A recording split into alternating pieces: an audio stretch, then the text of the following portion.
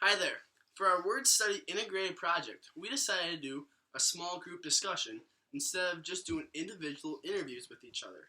We're going to see how it goes. We're going to just talk back and forth, ask some questions, and we'll see how it goes. Our first question is, how is etymology interrelated to the oral and written language development? Etymology is the study of the origin of words and the way in which their meanings have changed through history. Start us off, Lance. Well, I personally think it could be important to the EL students in the schools today, especially if they come directly from a foreign country, because those origins of those words may make those words meaningful to them and also help those students understand those words and exactly what they mean, so they'd be able to use them in both written and oral language in their day-to-day lives. Yeah, I think for the EL students it'd be super important because there would be words that they would be familiar with, and those would be great words to start with right away, to be making connections with them, to help develop that new vocabulary you're trying to form with them.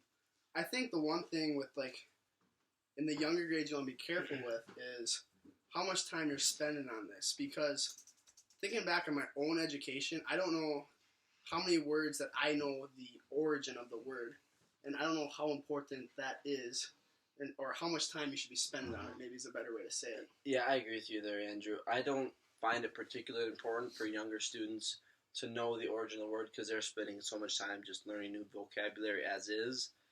But I would say as you get older, I think it becomes more important because, especially in high school and upper grades like that, when you start looking back at old literary texts, like things like Shakespeare written in 1600s or whenever that was, the words that he's using then, that they've changed. A lot of the words have changed in context for how we use them now. And so understanding what he was writing and trying to understand it and using the words that he used, they may have changed, so it may not make sense. So the history of the word, I think, becomes more important as you get older. But when you're younger, not as much. Yeah, I think the biggest thing is we know what's important, but it's kind of finding the right amount of time that you want to spend on this, depending on your grade level and depending on each situation for each student. Yeah, definitely. Like Jack was saying, when you get older, you read those more complicated texts, and it might take more in order for those students to comprehend things. So knowing origins and things like that may help those students as they grow. Awesome. Anything else? Should we move on? We can take the next one. Okay. How is morphology interrelated to the oral and written language development? Morphology is the study of words, how they are formed, and their relationship to other words. Well, first off, I think morphology is very important in the written part of things because students need to know how to spell words in order to write them correctly. Not necessarily how the word sounds, but definitely especially when they get older, spelling words correctly is one thing that in the educational context of everywhere, basically, teachers really look for spelling, and spelling tests are something that teachers correct, and spelling is something that's viewed as pretty important in our education today, I would say. Yeah, I would agree with the spelling side of things because it is very important that kids learn to spell and learn to spell correctly. And the relationship between words, I do think, is very important. Because you look at a word like fearless, for example. So you have your word fear, and then you have less.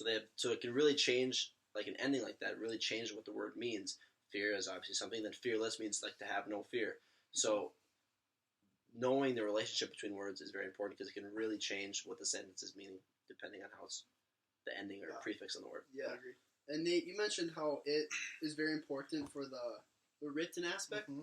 I think there is a big aspect for the oral as well, because when you are, especially at the younger grades, for younger kids, there's so much. I feel like when they see words and rhyming words, and they see the beginning sounds and the ending sounds that are similar, and they can pick that out of books that their parents are reading to them or their teachers, I do think it's still very beneficial or important for the oral development as well, for the study of words and how they're related to other words to build off of. And kind of off that, like we talked with the first question, the older upper grades is probably more important for, in my experience in the first grade classroom in my methods clinical, we worried more about what the sentence was trying to get across and what the student was thinking while they were writing that sentence rather than how the spelling of each word was. So it's more so what the student knows rather than their spelling in the younger primary grades. But as you get older, the spelling becomes more important.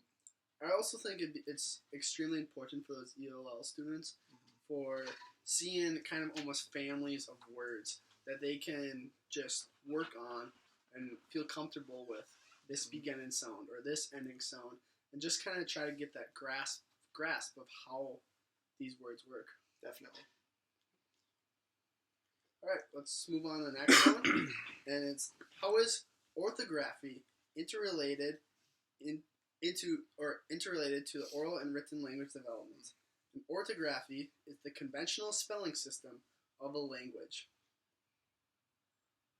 Well, we basically kind of just talked about the spelling, and I think we covered a lot of the bases of orthography. But I think, like I said previously, spelling is something that becomes more important the older you get, especially in school. But I think overall, spelling necessarily isn't such a huge deal as maybe something else like, let's say, the pronunciation of words or something like that as the oral side of things. But in the written side, I think it's probably more important as you get older. As when you're younger, it's probably not something that's looked upon as being super important or the first thing teachers worry about when they're reading students' work. Yeah, to kind of build off that, spelling is, like, I know in third grade right now, spelling is not as important as, like, comprehension. Mm-hmm. And so I think the more students read and the older they get, the more they'll have done a lot more reading. They kind of understand the spellings. We do a lot of word study things. We don't do spelling tests, but we do a lot of word study. So they kind of learn a lot about how words go together. And as long as you're getting the comprehension, I think the spelling will come just naturally with them reading and being in school more. So, like we did talk about earlier, I just think it'll kind of come on their own. It's not as important as maybe learning the comprehension, things like that. Yep. We've been doing, in our word work, we do this thing where we have our onset, so like an A, and then we have like the rhyme where you can like, the onset's cut out and you go down, try to match the words to see if they form words. And a lot of students in third grade have kind of troubles because they'll come across a word that they're pronouncing it right based off like the letter sounds, but it's spelled a different way.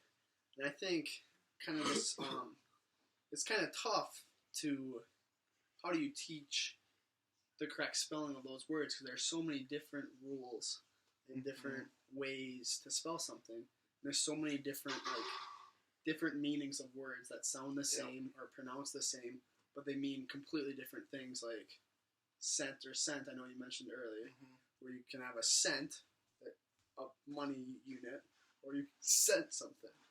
Right. And then there's even a third, like, exactly. So there's lots of words